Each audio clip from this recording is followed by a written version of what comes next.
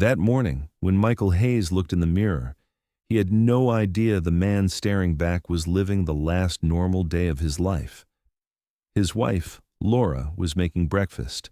His little daughter, Emily, was packing her school bag. It was a typical morning for an American family, but within a few hours, the whole country would know his name as a traitor. But what if the real traitors were elsewhere? And what if Michael's only crime was listening to his conscience? Michael's morning was no different from ours. He walked up to his wife, brushed her hair, and whispered, "Good morning, sweetheart." Emily wrapped her arms around his neck. "Daddy, are you going to catch the bad guys again today?" Michael smiled. "Always, princess." Daddy always protects the good people, if only he knew. The price of justice would be far heavier. As Laura saw him off at the door, she noticed the worry in his eyes.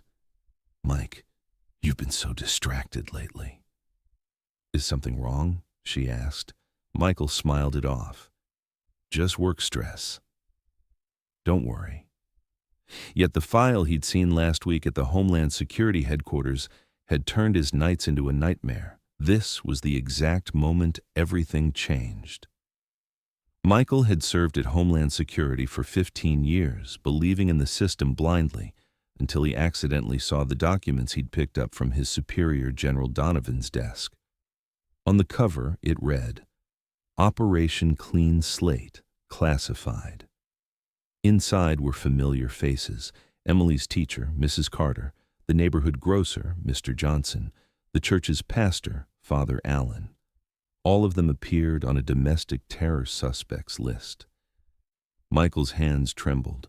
There were fake reports, fabricated charges, and most shocking of all, the real names behind the massacres. That night, the house was quiet. Emily had fallen asleep on her father's lap.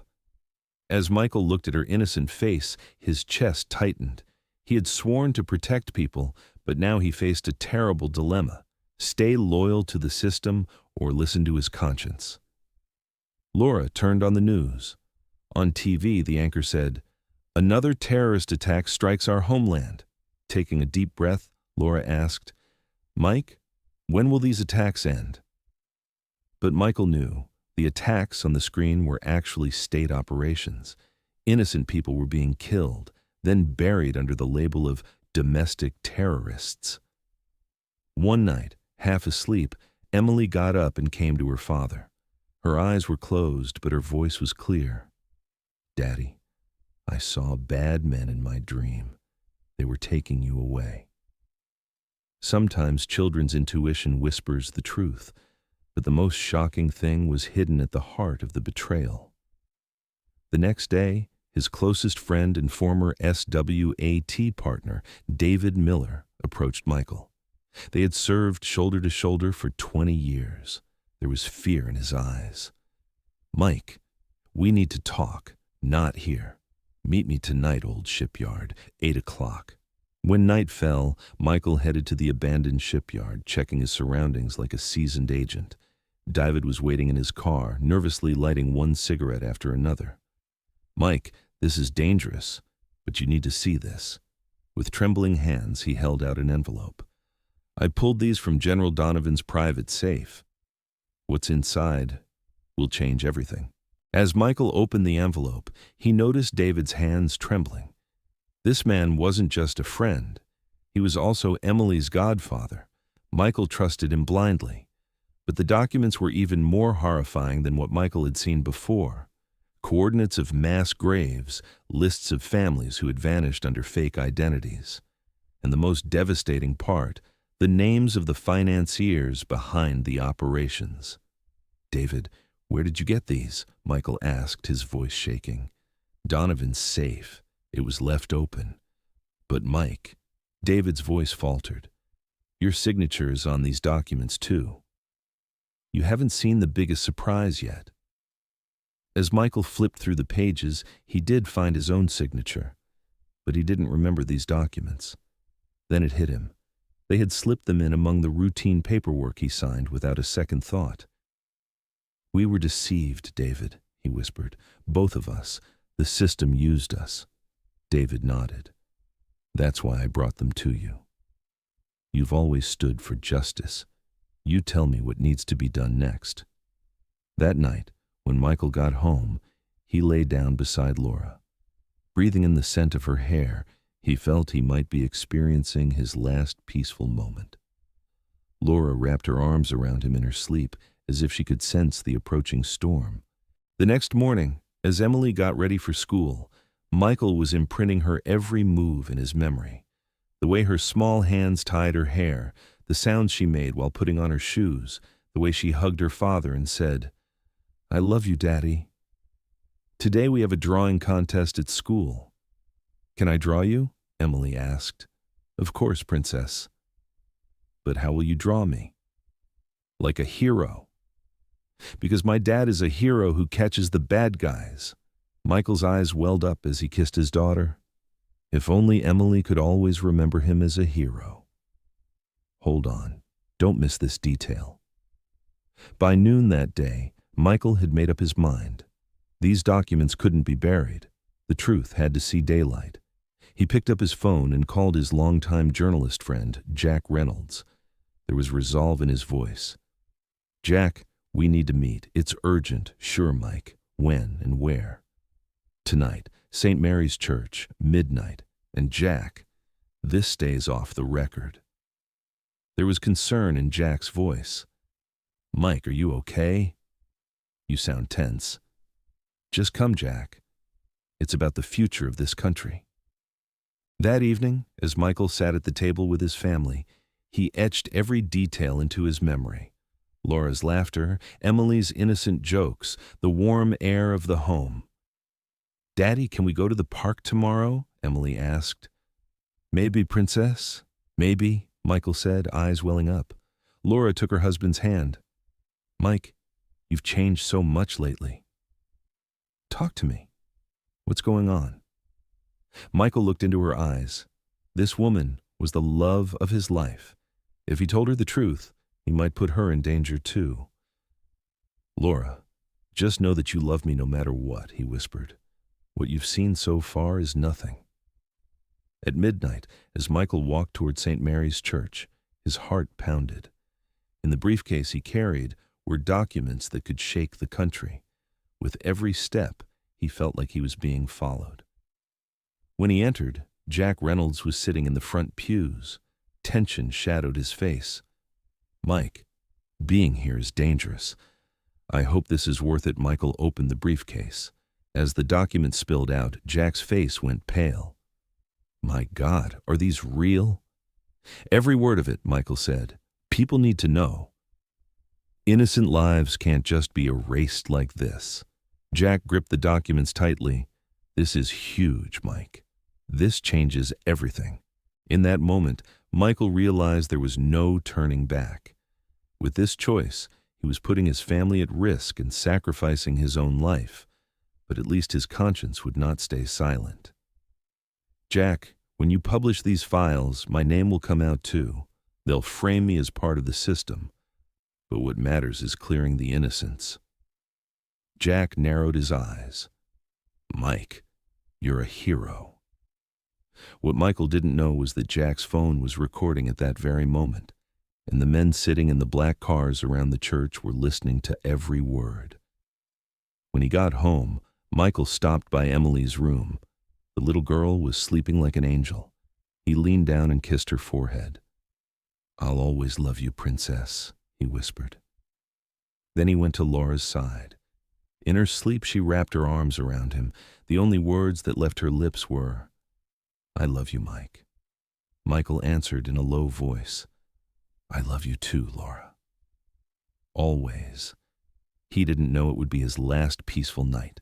At 6 a.m. the next morning, the front door burst open. Laura screamed. Emily started crying. 10 armed SWAT agents stormed in. "Michael Hayes, you are under arrest for treason against the United States." As the cuffs snapped onto his wrists, Emily was screaming, "Daddy! Daddy!" Laura tried to run to him, but the agents held her back. "Mike, what's happening? What did you do?" she cried. Michael looked at his family one last time. As tears rolled down his cheeks, he whispered, "I did the right thing. As Michael was being taken away in the SWAT vehicle, his eyes caught the screen inside. The breaking news headline was brutal. Homeland Security agent Michael Hayes accused of treason, alleged ties to domestic terror groups. His photo was branded the same way on every channel, traitor. But the real shock was the person delivering the news, Jack Reynolds. Ladies and gentlemen, this man betrayed our nation's security, and I personally witnessed his treachery. Michael's world collapsed. The friend he trusted most had sold him out. But why? Who was behind this conspiracy? In that moment, he understood. This was only the beginning. As he was taken to prison, these were Michael Hayes's last days under that name, because someone new would be born in that cell, the Obsidian Serpent. What secret was Laura hiding from him? Who was the mysterious voice that called Jack that night? And who were the bad men in Emily's dreams, really? It was Michael Hayes's third night in his prison cell. He wasn't the same man anymore. While his family was falling apart on the outside and the entire country branded him a traitor, something else was being born in that dark cage. What he didn't know was this: the real betrayal hadn't even begun, and the one to expose it would be the last person he expected. Michael's cellmate was an older man named Diego. In his 50s, his face was carved with deep lines, but his eyes held a spark of wisdom. "First time in?" Diego asked, noticing Michael curled up on the floor, silent tears running down his cheeks. "I saw the news." "You're that traitor cop?" Michael whispered without lifting his head. "I'm no traitor," Diego nodded calmly. "I know, son. Real traitors don't end up here. They sleep just fine in clean beds out there." Those words were the first comfort Michael had heard in days. No one believed him. No one stood by him. And just then, the first cracks of light cut through the darkness. Diego leaned closer. "You were one of the few clean men in a rotten system. That's why they threw you in here." Michael looked up. "How do you know?" "Because I was like you," Diego said. 15 years ago, I worked for the system, as an accountant, until I saw the books his story mirrored Michael's. Fake accounts, laundered money, innocent families stripped of everything. And then Diego, too, was labeled a traitor. "They lock up anyone who refuses to play dirty," Diego said, his voice going heavy. "But the real question is, how are you going to get out of this?" When Michael's lawyer visited, the news he brought crushed him. Laura had lost her job and could no longer pay the rent. Emily was being shunned at school, kids calling her the traitor's daughter. Michael's voice trembled. "How's Laura holding up?" "She's trying to be strong," the lawyer said quietly. "But Michael, she's filing for divorce." To protect herself and Emily, Michael's chest felt like it was being torn apart. He couldn't blame her. Being known as the wife of a traitor, carrying that stigma as a child, it was unbearable. "Tell her," Michael swallowed hard. "Tell her I understand, and that I still love her." But the real shock came with an unexpected visitor. During visiting hours, Michael froze when David Miller walked in, his best friend of 20 years, the very man who had handed over the documents that ruined him. "Mike, I had to see you," David said, his eyes darting nervously. Michael's glare was sharp. "Why, David? Wasn't it enough to betray me once?" David's eyes welled. "Mike, I didn't betray you. I was betrayed too. Those documents, they weren't fake, but they were a setup." Michael leaned forward, tense. "What are you saying?" "General Donovan suspected you.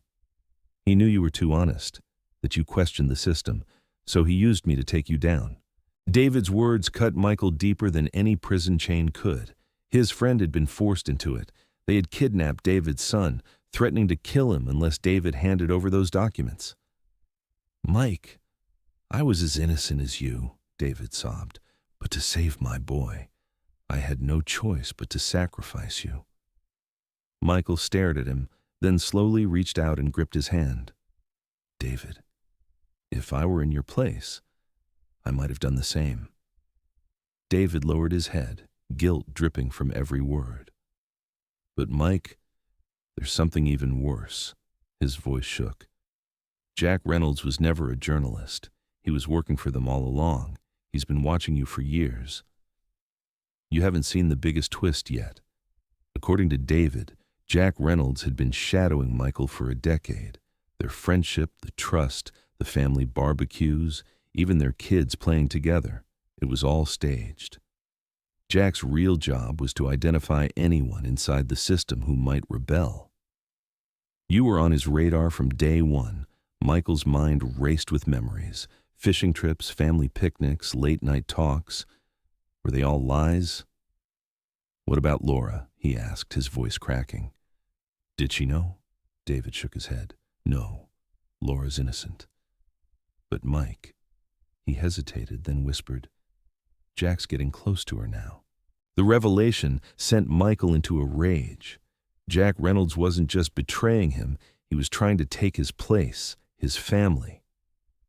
What do you mean, David? Michael demanded. Jack's been visiting Laura, pretending to support her, helping her through tough times. But Mike, while you're in here, he's been at your house. Michael's fists clenched so tight, his knuckles turned white. They weren't just destroying him, they were dismantling his family piece by piece. Why are you even telling me this? He asked. You know you're putting yourself at risk. David's voice broke. Because I can't live with the guilt anymore. And because once I saved my son, I realized this system devours us all. Wait, don't miss this detail. Before leaving, David slipped a folded note into Michael's hand. On it were the words, Tomorrow night, kitchen shift, window open, Diego will be with you. That night Michael turned to his cellmate. Diego, how much do you know? The older man smiled knowingly. Son, I've been waiting here 15 years. Do you know what I was waiting for? Someone like you. Michael's eyes narrowed. What are you talking about? You're not corrupted by the system. If you get out, you can expose the truth. I'm old now, but you still have a chance. That night, Michael couldn't close his eyes. If he escaped, the world would see him as guilty. If he stayed, Laura and Emily would fall deeper under Jack Reynolds' grip. Diego's voice cut through the silence. Son, sometimes you have to break the law to bring real justice. If you get out, you can fight back. Michael shook his head. But how? Everyone thinks I'm a traitor. Then become someone else, Diego said firmly. Take a new name, a new face, but never give up on justice. And in that moment, Michael Hayes died. In his place, something darker and stronger was born. The Obsidian Serpent. What happened next changed everything. The following night, during kitchen duty, just as David promised, the window was left open. Diego handed Michael a small package. What's this? Michael asked. Your new identity, some cash, and an address. An old friend of mine, Miguel, will help you. As Michael climbed through the window, he turned back one last time. Aren't you coming with me? Diego smiled faintly, his eyes calm. My journey ends here. Yours is just beginning. Go, and bring them justice. After escaping, Michael's first instinct was to see his family, if only from a distance. Hiding in the shadows near his home, he watched Laura and Emily. The sight nearly broke him. Jack Reynolds was in the yard playing with Emily while Laura served coffee, as if they were a happy family. I was gone for only 3 weeks, Michael whispered, tears burning his eyes. But then he noticed Emily's smile was forced, and Laura's eyes, they weren't filled with joy, only helplessness. Later, Michael arrived at Miguel's small house. The old man, Diego's trusted friend, was waiting. You must be Michael Hayes, Miguel said. Diego told me about you. Michael shook his head. Michael Hayes is dead. Miguel handed him a mirror. Then who are you now? Michael stared at his reflection. Pain, anger, and determination stared back. I am the Obsidian Serpent. Why that name? Miguel asked. Obsidian is sharp, unbreakable, and the serpent, it waits in silence, then strikes with justice. Miguel gave him his first task. Follow Jack Reynolds. Expose who he really is, but be careful, your family's in danger. Jack isn't just getting close to Laura, he's watching all of them. Michael, now the Obsidian Serpent, pulled the mask over his face. In the mirror, he no longer recognized himself. This wasn't a broken man anymore. This was a weapon of justice. That very night, he tailed Jack. He saw him leaving Laura's house, speaking on the phone. Yes, General. The plan is working. The woman and child are under control. If Michael resurfaces, we'll use them. In that moment, the Obsidian Serpent realized this wasn't just about personal revenge. This was a coordinated operation. Laura and Emily weren't only victims, they were leverage. He followed Jack farther and froze when he saw the destination, the private residence of General Donovan. Through a window, Michael overheard the chilling words, Jack, we need Michael dead. But first, we must learn what else he knows. And his family? Jack asked. His family. Start with Laura. That night, the Obsidian Serpent swore an oath. He would protect his family, expose the truth, and burn this corrupt system to the ground. But what he didn't know was that Laura herself was hiding a secret. Was Laura truly innocent, or had she become part of the game? The fight against injustice was just beginning. On the sixth night, as the Obsidian Serpent, Michael Hayes watched his own house from the shadows. But that night, he saw something that shattered his world. After little Emily fell asleep, Laura quietly went down to the basement. From a hidden corner, she pulled out an old chest, and what she revealed inside would expose the greatest lie of their marriage. What if the person you loved most was hiding darker secrets than you ever imagined? What if Laura wasn't the innocent woman she seemed to be? Through the window, Michael tracked her every move. At first it looked like any ordinary night, but this time, Laura was different. She scanned the room nervously, making sure no one was watching. When she opened the chest, Michael's heart froze. Inside were old photographs, classified documents, and firearms. His wife, holding a gun with practiced hands. Where did she learn this? How long has she been hiding it? The real shock came when Laura looked at one of the photographs and began to cry. Not tears of joy, but of guilt, fear, and deep regret. Michael whispered to himself, Laura, who the hell are you? This was the moment when the entire story would be rewritten. The next day, after Laura left for work, Michael sneaked into the house. He went straight down to the basement. What he found there froze his blood. Laura's real name wasn't Laura Hayes, it was Carmen Rodriguez. And 15 years ago, long before she met Michael, she had worked for the Department of Homeland Security. The files contained covert operations, surveillance missions, and an assassination list. Familiar names jumped out from the pages. David Miller was her closest friend. She knew Miguel by name, and worst of all, her own name, Michael Hayes. Michael staggered back and whispered, No, this can't be true. But the evidence was undeniable. Laura had been assigned to get close to him. Their marriage, Emily's birth, all the happy moments. Were they all part of the mission? Michael dropped the papers, his mind drifting back to the day they first met. That small bookstore, both reaching for the same novel. Laura's shy smile, her nervous laugh. Was it all staged? He remembered their first date, the night he proposed, Emily's birth. All the memories he thought were real, now poisoned with doubt. If it was all a mission, then why did she cry alone in the basement? Among the files, Michael found a letter in Laura's handwriting, dated 5 years ago. His hands trembled as he read, Commander, I can't do this anymore. I love Michael, truly. When this mission began, he was just a target. But now, he's my husband, the father of my child. please assign this case to someone else?" At the bottom, in thick red ink, a single word: denied. Mission continues. You will remain Laura Hayes. Michael's heart pounded as he found another document, another letter from Laura. This one was different, desperate yet defiant. "Commander, I will do anything to protect my husband. But stop watching me.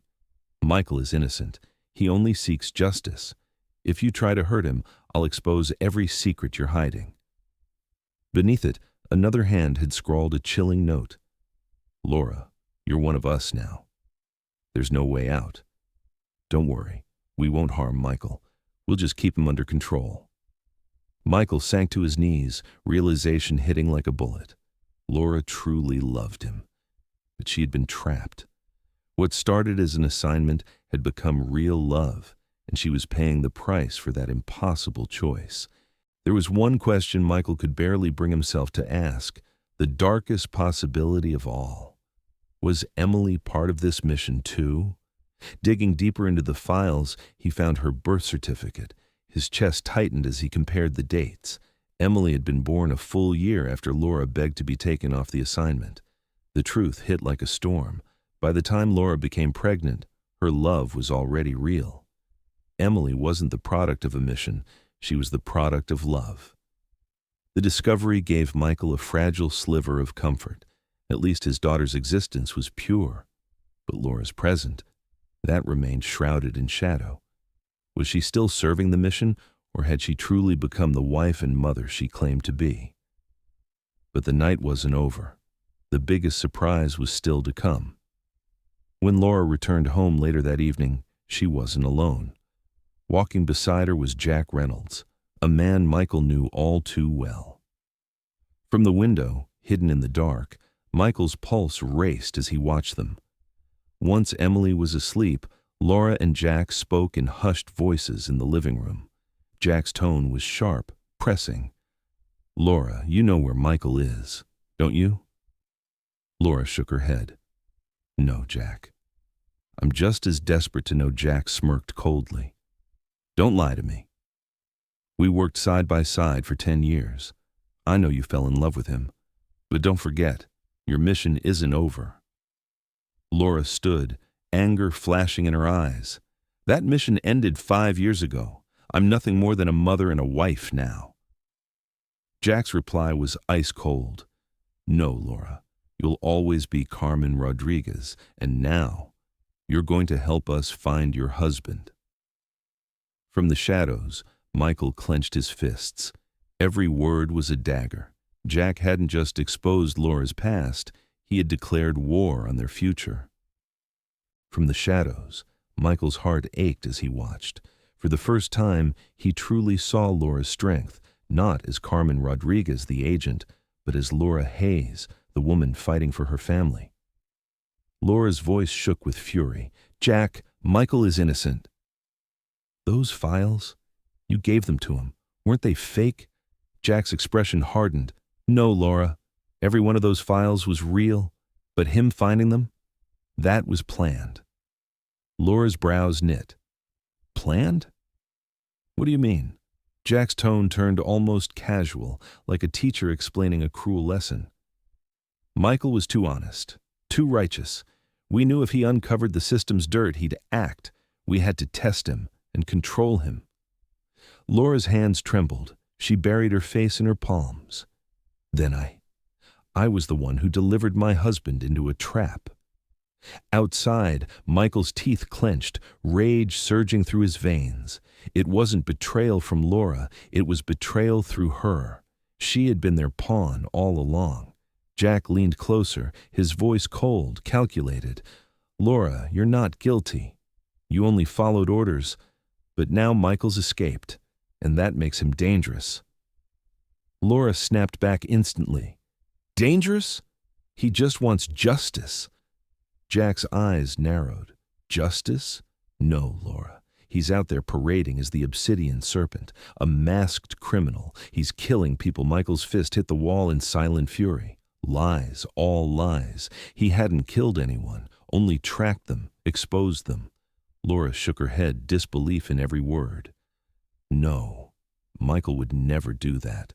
Jack's voice turned razor sharp, slicing through her hope. Then why did he run? Why put on the mask? Why build a criminal identity if he's so innocent? Michael's chest heaved as he listened. Jack wasn't just rewriting his story, he was rewriting his entire identity. And soon, the world would believe it. Laura fell silent, her eyes fixed on the floor. The silence hung heavy like a knife. Then she drew a deep breath, and resolve rang in her voice. Jack, I'm not Carmen Rodriguez anymore. I'm Laura Hayes, Michael's wife, Emily's mother, and I will protect my husband. Jack's gaze darkened. Laura, you know what that means. This is a dangerous choice. I know, Laura said, her voice steady. But sometimes love demands dangerous choices. Jack's face turned to stone. Then you've chosen the wrong side. Laura stepped forward. If standing with my husband makes me the enemy, then yes, I'm your enemy. In the darkness, Michael heard it, and his heart ached with pride. His wife had chosen her path, the path of love. Jack's patience snapped. He suddenly drew his gun. In that instant, Michael could wait no longer. Glass shattered like a scream. Mask on, he burst inside, the Obsidian Serpent. Jack! He thundered. The gun swung toward Michael. Jack's voice was ice cold. So it's true. You really came. The infamous Obsidian Serpent. But Michael pulled off the mask. In his eyes burned only a father's fury. No, I'm Michael Hayes, a husband, a father. I'm here to protect my family. Tears flooded Laura's eyes. Her knees buckled. Michael, I'm sorry. For everything. I'm so sorry. Michael looked straight into his wife's soul. I know, Laura. I know you loved me, and I know the truth now. The tension snapped when the sound of small footsteps echoed down the stairs. Emily, rubbing her sleepy eyes, froze when she saw her father. In a heartbeat, she ran and wrapped her tiny arms around him. Daddy, you're not a bad guy, right? Michael lifted her, holding her as if the world couldn't tear them apart. No, princess, I'll always be your hero. Emily's face lit with certainty. I knew it. In my dreams, the bad guys came, but you always chased them away. Jack sneered, gun still raised, touching. But this story ends tonight. Laura stepped forward, forcing Jack's gun down with her hand. Her voice burned with defiance. No, Jack. This story is just beginning. Laura turned to Michael, tears streaming down her face. Michael, I have to tell you everything. Yes, it started as a mission. I was assigned to meet you, but I fell in love. Truly, deeply in love. Michael's eyes softened. I know, Laura. When I found out I was pregnant with Emily, I tried to cut every tie with them. But they never let me go. They kept threatening me. Michael's voice cracked with pain. Why didn't you tell me? Because I wanted to protect you, Laura sobbed. They knew you were too honest, too righteous. If you ever learned the truth, you'd act against them without hesitation. Michael clenched his jaw. And I did act. Laura nodded, pale but resolute. Yes. And now all of us are in danger. The front door exploded inward as a SWAT team stormed the house. Red and blue lights flashed through the shattered windows. A booming voice echoed through a megaphone. Michael Hayes, this is Homeland Security. Surrender now. Your house is surrounded. Michael pulled Emily close one last time. Laura, Emily, I love you. Daddy, don't run, Emily cried. Let's fight together. Laura shoved a thick file into Michael's hand, her eyes burning with urgency. These are the real files, proof of Jack Reynolds, proof of General Donovan, all their crimes. I've been collecting them for 5 years, to protect you. Michael stared at her, stunned. Laura, she gripped his hand hard. We fight as a family now. Michael slipped the mask over his face one last time. But this time, he wasn't alone. Laura cocked her pistol beside him. Together? Michael asked. "Together," she said firmly, "a family fight side by side." General Donovan's voice thundered through the loudspeaker. "Laura Rodriguez! You're a traitor now, too!" Laura stepped to the window, shouting back with fire, "My name is Laura Hayes, and I protect my family." Gunfire erupted. The battle raged for hours. Michael and Laura fought shoulder to shoulder, while Emily was hidden safely in the basement. At the climax, Jack Reynolds cornered them on the rooftop. Wounded but still dangerous, he raised his weapon. "Last chance! Surrender!" he spat. Laura's voice cut through the night. "I was born Carmen Rodriguez, but I'll die as Laura Hayes." Jack pulled the trigger. The bullet struck Laura's shoulder as she pushed Michael out of the line of fire. "Laura!" Michael screamed. She staggered but held firm. "I'm fine. But Jack!" Jack collapsed to the ground, blood pooling beneath him. With his final breath, he muttered, "Michael, you really were innocent." 6 months have passed since Michael's innocence was proven and the final confrontation. The evidence Laura gathered turned everything upside down. General Donovan and his network were arrested. Michael's name was cleared. The family reunited. Michael returned to law enforcement on his own terms, with justice as his sole mission. Laura finally escaped her past and became a teacher. One evening, Emily looked at her father and asked, "Dad, are you a real hero?" Michael smiled and pulled her close. "No, princess. I'm just a father who loves his family." On the wall of their home hung the mask of the Obsidian Serpent, framed like a relic of war, a reminder of the nights when justice demanded a face in the shadows. Laura squeezed Michael's hand. "Do you regret it?" "Regret what?" "Marrying me, living with all the lies." Michael kissed her softly. "Love can start with lies, but it only survives with truth. And you, Laura, you're my truth." Emily ran in, laughing. "Mom, Dad!" "So, does the story have a happy ending?" Together, Michael and Laura answered, "Yes, princess." This story ends very happy. To summarize briefly, the man branded a traitor became the real hero. The woman thought to be innocent fought the greatest battle of all, and love, scarred by lies, endured and won. Because true injustice is framing the innocent as guilty, and true heroism is risking everything to protect the ones you love.